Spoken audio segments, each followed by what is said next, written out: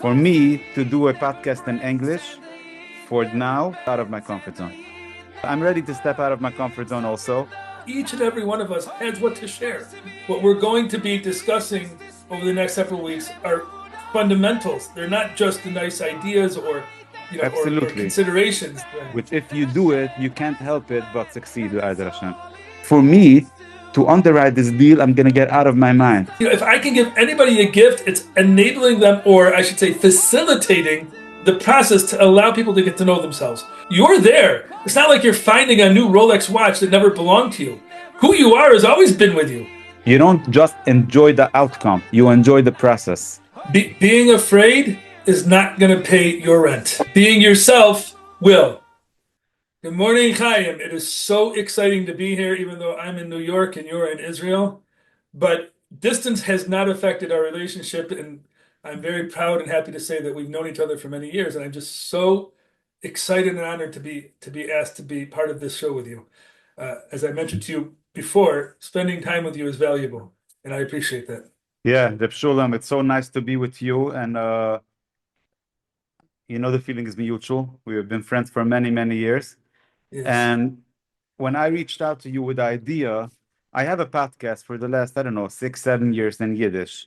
And I reached out to you with the idea that I have a lot of people, English speaking people or non-Yiddish speaking people, that ask me why, Lama Nigura, why shouldn't we also get the benefit of all the teachings that you do in Yiddish?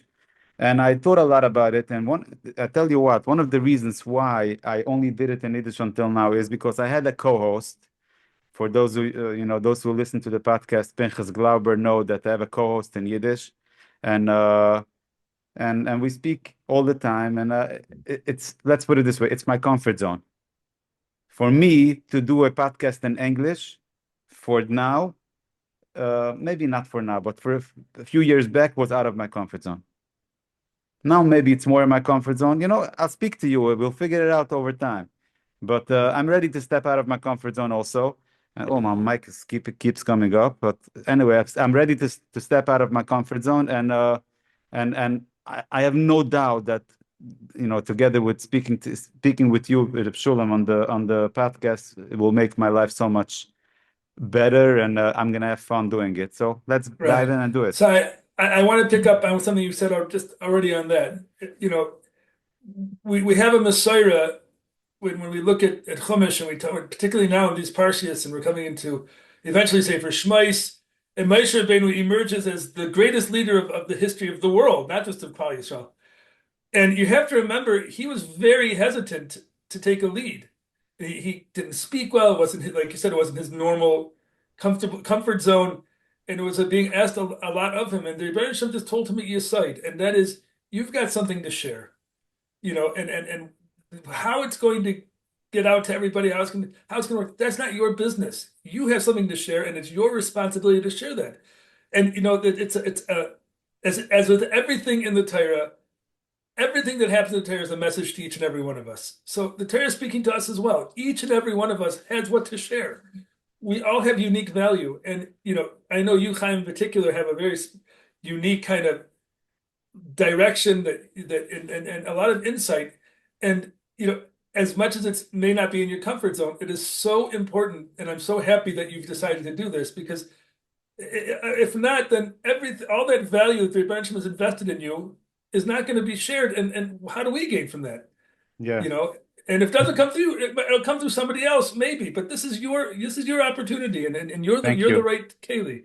So Yeah. it's just very exciting, and I'm glad that you made that decision to jump out of your comfort zone. Yeah, and thank you for saying that. And I'll tell you more than that, my job, and the funny thing, Shulam, is that I speak about that in my books, and I speak about that in my programs, but I need somebody like you to tell it to me. and it's like, if the person thinks that it's him, then it's Gava. But if he understands that the Ribbon Shalom is giving it to people through him, so you are the kli, you are the vessel to bring the whatever has to be brought to the listener, to whichever listener is going to listen to this. You just make yourself available, and never dare to tell to Hashem, no, I don't want, because he may say, if you don't do it, then I'll choose somebody else. The same as he told Moshe. the beautiful example with Moshe. No, I gave you the mouth. I gave you you just go do your thing and I'm going to be with you. Let's do it. It's Revach v'hatzalah mimakom acher, if you're not the one Right. who's going to take the advantage of it. But you have the opportunity. I'm ready and Givaldic. excited. Let's go for it. Let's do it. Let's do it. Okay. I was thinking, because this is the first episode in this program, we're gonna dive into a lot of other subjects, and hopefully over time, over the next few weeks, we're gonna start getting questions from people and comments from people that gonna give us food for thought and give us some guidance on different things, hot items that people are looking for. And we're looking to do this once a week, Be'ezer Hashem. So for now, because it's the first one and there's a book coming out, I'm gonna publish a book very soon. It's already done in Yiddish, and now I'm middle of translating it to English, and it's gonna be coming out very soon. So I want to start talking about, for the first 3 episodes, about the 3 pillars that I call that you need for exceptional success for exceptional people. And let's try to focus for the next 3 episodes on each of the episodes another pillar. Okay. And It's I interesting. go ahead. You're using the term pillars. Why specifically are you? I know you're going to elaborate on this, but before we even go that direction, what is a pillar? Why is it a pillar as opposed to a foundation or a different word? Like why a pillar? Yeah, what does a pillar mean? A pillar means it's like, in Hebrew they say amut. A pillar is a I don't know. You have any other English word for pillar? No, but a pillar just means it's something very foundational. Right, right. It holds everything else up. So I just wanted to understand if that's when you're talking about these 3 pillars, what we're going to be discussing over the next several weeks are fundamentals. They're not just the nice ideas or or Absolutely. considerations. These are essential fundamental ideas that you're going to be sharing. Absolutely. And I've chosen the word pillar very, very carefully, because in my over 20 years of experience working with people with their finances, I have identified 3 things that if you master these 3 things, Be'ezer Hashem, you can't help it but be successful. But if any of the 3 are missing, very, very small chance of success. And again, I want you to understand, Shulam, my experience is mostly with Orthodox Jews. And when most of the things that will create an exceptional, successful Orthodox Jew is the same strategies, the same ingredients that you need to create an exceptional success for any other human being. But what I will tell you is that in my experience working with Orthodox Jews, the Orthodox Jew has no other option but being successful. When I say successful, I mean financially successful, because the whole lifestyle, it has so much more value than just finance. And if you want to be able to fund the values that you have, you need a lot of money. And if you're not going to have a lot of money to finance the value system that you have, then maybe you can still collect charity, you can still go out of your mind and try to borrow and pay, blah blah blah. But when you talk to a secular American guy, he'll tell you, okay, you know what? I don't have the money. I'll sacrifice on my values. But the Orthodox Jew will not say that. So when I say the 3 pillars for exceptional success for the exceptional person, I don't dafka mean the Orthodox Jew, but I mean the person that has the same mindset. And I talk about the Orthodox Jew because, in case you don't know, I'm an Orthodox Jew. I So, gathered as much. and that's most of my clientele. But I see the same thing happening with any other person, even a non-Jew, that wants to that has the same value system, and the only option is to have exceptional success, and I call them exceptional people.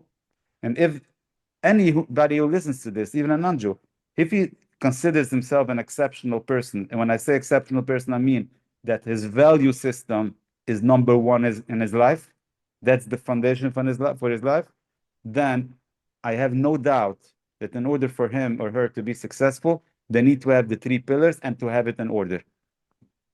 So it just again, I want to just touch on something you said because I think it's crucial. You're not just offering financial advice, you are actually advising on how to develop a financial mindset. This isn't about different ways to earn money or make money. It's about developing a mindset that really is, like you said, the underlying ingredient here behind these pillars and behind everything you're going to discuss. But it's important to make that clarification, I think, for the listeners, is that mindset plays a big role in everything we do. Mindset's a big buzzword today. Having a positive mindset, having a committed mindset's all over the place.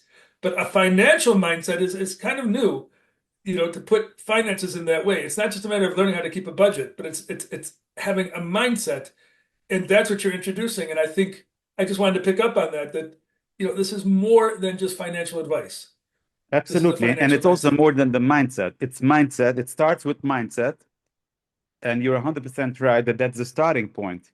But if you have the proper mindset, it will automatically, it will make you do certain things a certain way. Right. Which if you do it, you can't help it but succeed, Be'ezer Hashem. Fascinating. Okay. Well, let's go. You got me really excited. So let's start with the first pillar, and that's what we're going to Okay. focus today. Fantastic. And I call the first pillar find and do what you love doing.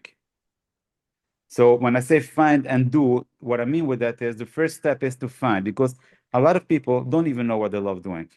And when I say what you love doing, it's not like just you like to do something. It's part of you. It's part of your personality. And the yesod, the foundation for that is what the Choyv Savuba says, that the Ribbon Shalom Hashem created every living creature with whatever they need in order to have parnusa, in order to have their livelihood. So, for example, let's take a lion, for example. What is the livelihood for a lion? How does a lion have parnusa? He basically eats other animals. Yeah. He kills and eats other animals. In order to do that, what does he need? He needs a certain type of nail. He needs a certain type of tooth, to be able to kill and eat whatever animal he wants. So that's why Hashem, that the same creator that created his way of nourishing himself, created the means that he needs in order to be able to do that. Mhm. The lion doesn't feel like working when he captures an animal and kills him. He feels like it's just another day in his life, and he loves to do it. It's part of his personality. It's part of his being. That's what he does. Right. Now, in the same, he goes on with Meshulam. I think it's in the 5th chapter, in chapter 5. He goes on with in Shara Bituch, chapter 5, I think. He goes on with a lot of examples. Now, when you talk about a human being, the Mifchira Yitzurim, the person, the how do you say Mifchira Yitzurim in English? The top, the most refined example, the best. Right.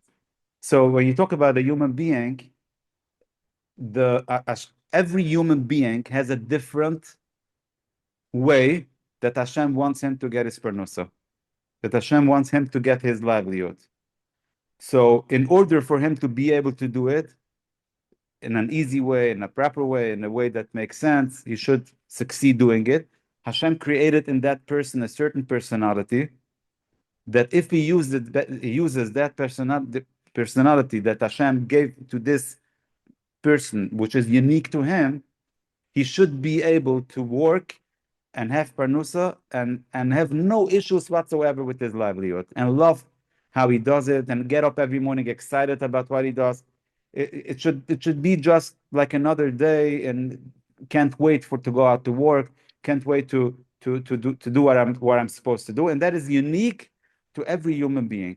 Every human being Right. has his or her own unique personality that they need in order for them to succeed in the marketplace. Right. And you call it find and love what you do. Find suggests that it doesn't come naturally to a person to know what they love to do. They have to be intentional about discovering that about themselves. Is that what you're saying? That's what I'm saying, because most people, and I tell you, there's a few reasons for that, why a lot of people, I don't know, I think I can say most people, yeah, I'm thinking now, working with so many people, most people, when they get into work in the morning, they can't wait for the day to end. And somebody who really loves what they do and they, halavai, the day should continue. If somebody found such a occupation, they're lucky. They're the exception. It's amazing when you get to that point. And one of the reasons that I see, and maybe you can identify more reasons, but one of the reasons that I see that most people don't know what they love doing, and it's very interesting that they shouldn't know such a thing. I mean, they live with themselves since they're born. How come they don't know such a thing? And one of the reasons they don't know it is because for them it's such a push it thing. It's such a simple thing, and it's such an amazing. It's something that they don't even understand why somebody in the world should pay them for it. I'll give you an example. I had a conversation with one of my children a few weeks ago. This specific child is very, very good in technology. He loves technology. He loves figuring out how to automate certain processes with technology. And there's a lot of things in my business that I need to get done with technology that I can do. I'm a very technical person, but it's not my talent. It's not something that I'm looking forward to do, and it's not something that I'm interested in doing. I do it when I have no choice. So I come to my son, and I had a conversation with him about doing certain things for me in my business that he is capable of doing if he wants to do it for me. And he said, "Sure, why not? I'll do it for you." And I told him I'm going to pay him to do it, whatever. And then he says, "No, why should you pay me? It's so easy. It doesn't take too much effort from me. And then, why you don't have to pay me." So anyway, so I explained to my son that the reason that it's so easy for you is because Hashem gave you this gift in order for you to have parnusa with something that you love doing. And that's why it's easy for you. But don't assume that because it's easy for you, it's easy for me, or it's easy for somebody else. Of course, it's not easy for somebody who is not even technical. So don't assume that it's easy for everybody. And then I had a conversation with my son about a certain project, a real estate project that I want to get involved. And I told them that I want him to help me with it, that he's going to do the underwriting. And he's going to get the facts done and have the whole picture, all the details, all the nuances. And then I will go and speak to some people that, some of my contacts to bring money to fund the deal. And he looks at me and he says, "Tati, I don't understand. Why should you work so hard to speak to people to bring funding for the deal? I'm going to just do the easy part of underwriting the deal and do all the, review all the details. And then you're going to have to go out and do the hard part of bringing in money." And we were talking about, we're going to end up splitting the profits. So I explained them, try to understand what's going on here. For me to underwrite this deal, I'm going to get out of my mind. I don't have the Sitzfleisch. Sit and review the details, and I'm going to want to rush. I'm not going to do a thorough job. It's going to be so hard for me. From the other side, if I know what you did and I can understand everything you did and I see the results, I see the big picture, I just have to go out and speak to people and explain them the deal and have them invest in the deal. That's easy for me. And then for him, it's just the opposite. If he's going to have to go out and speak to people about raising funds, raising capital for the deal, he's going to go out of his mind. He doesn't want to speak to people about deals and blah, blah, blah, but sit and do the underwriting, that's his talent. That's what he's made to do. So just a second, let me just finish. So that's why a lot of people don't have that they have a unique talent, because when they think about their unique talent, they don't even understand why somebody in the world should pay me for something that's so easy. Right. I mean, I think what you're saying is so profound, and it is so it's just I can't even limit it with words how crucial it is what you're saying. My background, how did I end up even getting to this situation where I'm sitting across from you? You came to me because I have experience as an executive coach, and I am involved in helping people identify career paths, and particularly and specifically in what you're describing, I specialize in helping people identify their unique value and really capitalizing on it. But how did I even get there? Because it's funny, my background and my education and my credentials is really in Holocaust education. I spent over a decade building what turned out to be a fantastically successful international Holocaust museum here in Brooklyn. So how do I end up what I'm doing now? But it's exactly what you're describing is what brought me into this work. And that is because through the time that I was working on Holocaust education, I came to the conclusion that what I have to offer is not focusing on the persecution or what these terrible Yamach Shemam Nazis did to the Jews, but really focusing on how did Klal Yisrael manage to experience the hell of a Holocaust, and yet people still managed to attempt to survive, and people did survive. And you look at the greater Jewish history, and you see this is a theme throughout the history of Klal Yisrael. And that's really all the years I spent on Holocaust education was really researching and educating about that. And what I concluded is that, like what you're saying, that everybody has a uniqueness and we all have something special about us. And when we tap into that, nothing can stop us from attempting to, just carry on and fight whatever challenge we face. Because when we tap into who we really are, the amount of strength and courage that we develop is unstoppable.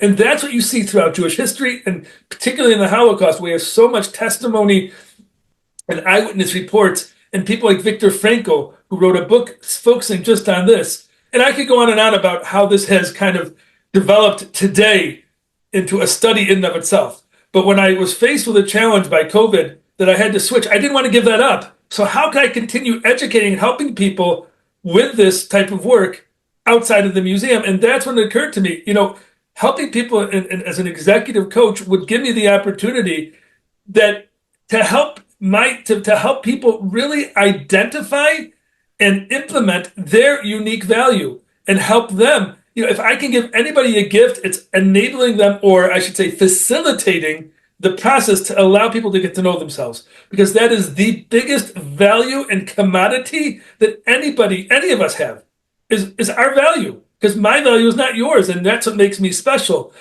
And so through the course of my work, what you're saying resonates so strongly, because that's exactly what I spend time doing. My experience with clients is exactly as you're describing. But you asked the question, why isn't it a davar pashut? Why isn't it simple to people? But I think the answer is because we as human beings overcomplicate things, not necessarily our own fault, but just living in the environment that we live in. We have so many things going on as we develop as human beings. We have so much that just gets thrown at us, and so many experiences and so much just different stimuli that really create levels and levels of distractions.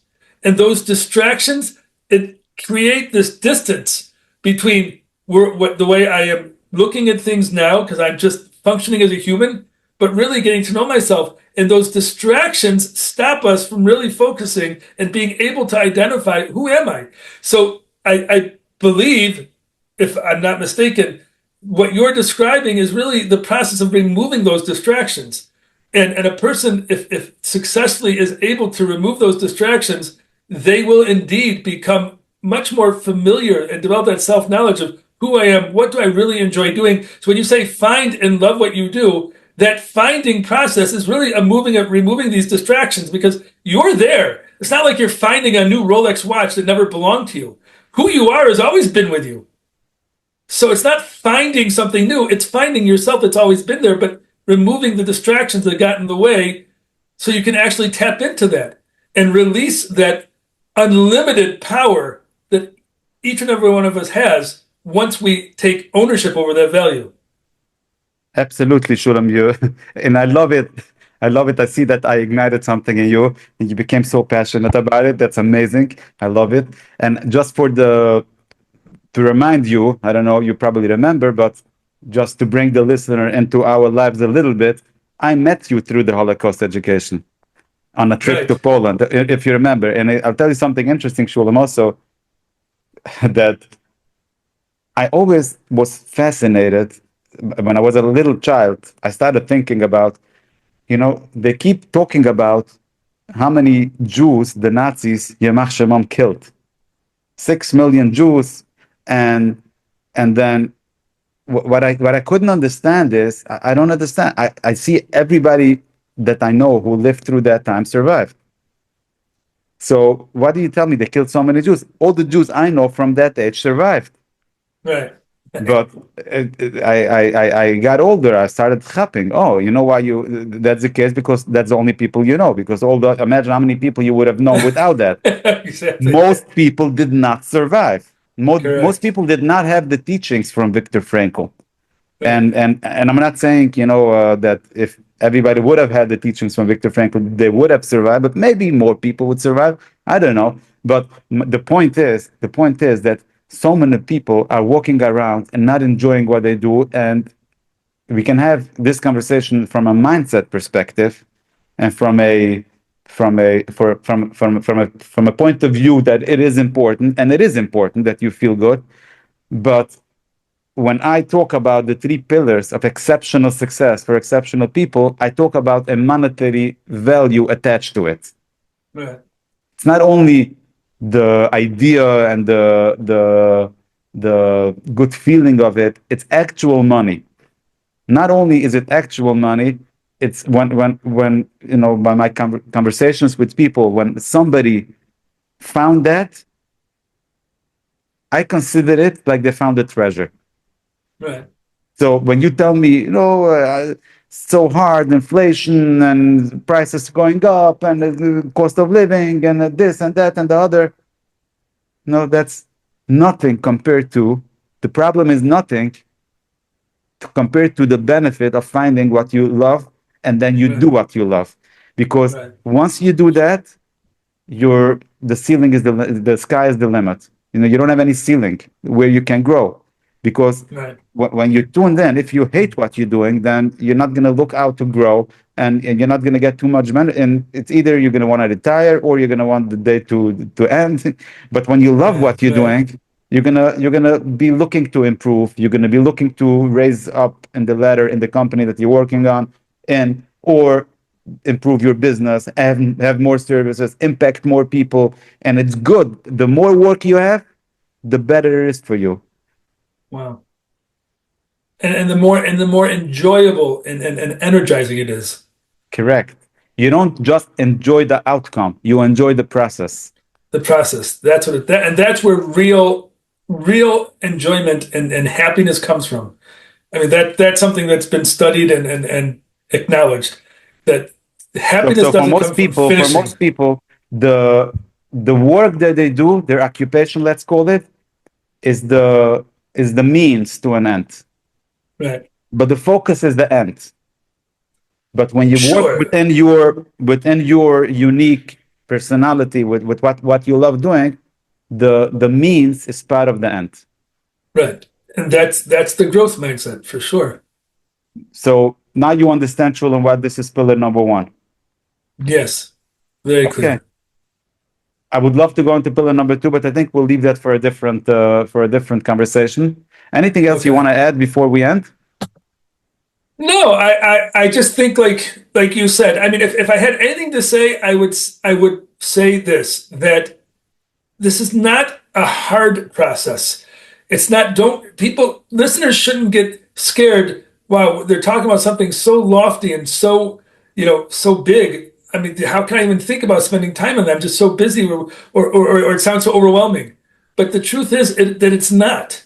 This is something that we internally have, and the process of getting in touch with that is really not as overwhelming or as scary as it may sound. And the matter of fact, it's on the contrary.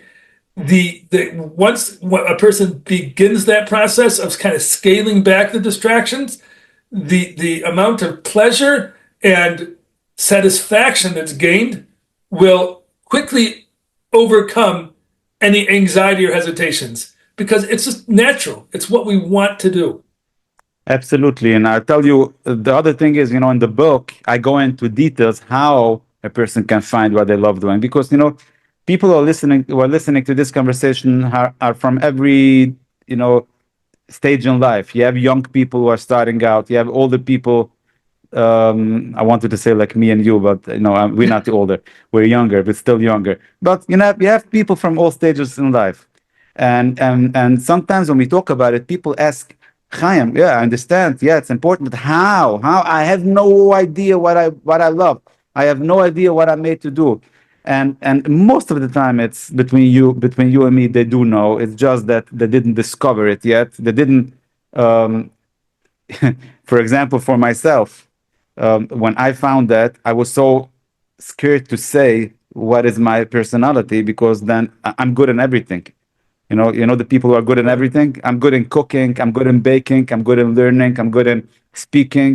I'm good in writing. I'm good in figuring out new technology. I'm good in in a lot of people, especially the people that we relate to, have this problem that they're good in everything, and they They're good at sometimes they everything. think it's a brucha. And it reminds me of a few weeks ago. I was very hungry. I didn't eat breakfast, and I was right near Evergreen, and I went into Evergreen and I was looking for breakfast. Took me half an hour, and I came out with nothing. So it's not because they had everything, but because they Too had everything, much. I couldn't find anything. Right. And sometimes this is the problem, because you think you're good in everything, and not you think, you might really be good in everything. And sometimes that could be the biggest curse for you. And you have to find what you really, really love doing if you have to narrow it down, and all the rest should be delegated as much as possible. And there are interesting tests for that, indexes you can do, some tools, very simple tools. Now, talk in the book about that, what people can do to test themselves, to see what they're good at. But I can tell you one thing. If When I say you, I mean the listener, because I know you nailed that down for yourself. But if the person didn't figure that out yet, you should make it his number one priority, and don't be afraid, because a lot of people, a lot of times I see people are afraid to say that they're good in something and that's their thing, because they think that by saying that they automatically exclude all the others. Don't be afraid. Don't be afraid. And in case it turns out you're gonna be focusing on your nature, what you really think you're good at for a year or so, and it's gonna turn out that it's not that, okay, you tried, and but at least now you know what you have to change. But don't be Right. afraid to attack it, because once you find that, it's like, I don't think I'm exaggerating when I say that I feel like I gave you at least $10 million in monetary value. Right. Being afraid is not going to pay your rent. Right. Being yourself will. And if not day one, then day two. And if not day two, day Okay. three, ultimately, Be'ezus Hashem, Okay. you will get to where you want to be if you focus on that. Fantastic. Valdik. Okay, let me just say before we finish, if anybody has any questions, any comments, things that you want us to focus, or if you think we should bring on somebody on the podcast, you can always leave a comment wherever you see the message, wherever you see the recording, and let us know, and we will, Be'ezus Hashem, look at it. It's been fantastic. Hatzlucha, Brucha. Thank you so much, Reb Shulam. First Thank you for episode, the opportunity. very good. Looking forward Excellent. to much more.